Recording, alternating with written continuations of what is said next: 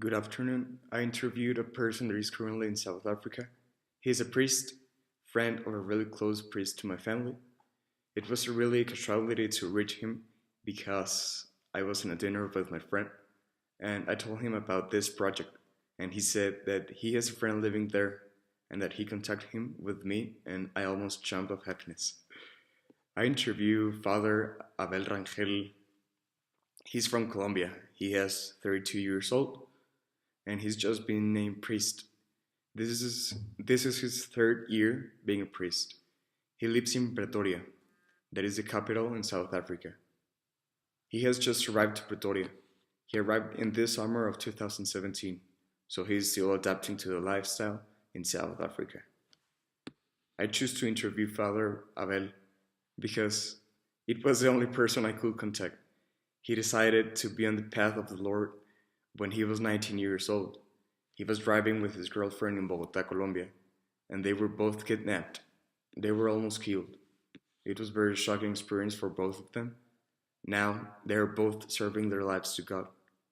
He is a priest and she's a consagrada of Freedom Christi.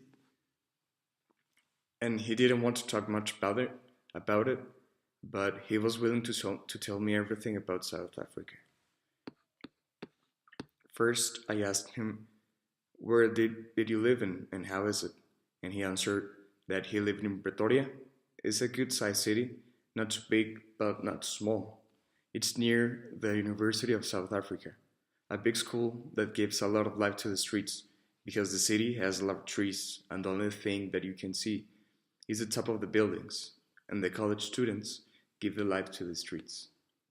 My second question is, why are you living in South Africa? And he answered, because we priests of Renum Christi can only live 3 years in the same city. And I told my superior that I wanted to experience new things and that I wanted to expand the territory of God. But I told that, imagining that I will be sent to a small town in Colombia or something like that. But I ended up here. My third question is, how is the food in South Africa? And he answered, it's nothing really interesting because I live in a special household priest and the food is real simple. Some days I can't spell what I'm eating and one day we're eating cheeseburgers, so it's not very something special. My fourth question was, did you have suffered from anything since your arrival? And he answered, not really, because God protects us all. Only one night someone entered to our house to steal things, but I think that he didn't find something of value. My fifth and last question was, what do you do on a normal day? And he answered, first, I woke up at 4:50 a.m. I got a shower and I go to a small chapel that we have here. I pray 1 hour and I celebrate Mass. At 7 a.m. I have my breakfast with other priests and in the morning I go to my office. I call it my office because it is just a room with a desk in the house, to prepare the plan that I will show to my superior of how I'm going to reach people here in Pretoria. The call ended. It took us 1 hour only on these few 5 questions because he couldn't talk anymore.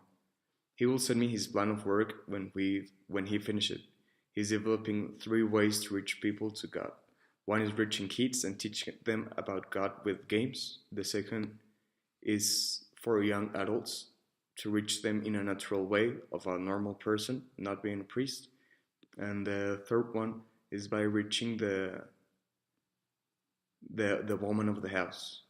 But he's still analyzing the culture and how they'll react about it. I was really thankful because he helped me with my project without knowing me, and he made a special space in his schedule. I didn't think that his story was really different or interesting, but I realized that he chooses that way to live. He couldn't tell me that he has done extraordinary things because he chose the life of humility. And every single day he prays for us and our soul. And that's what is amazing about him. Without knowing us, he has helped us a lot.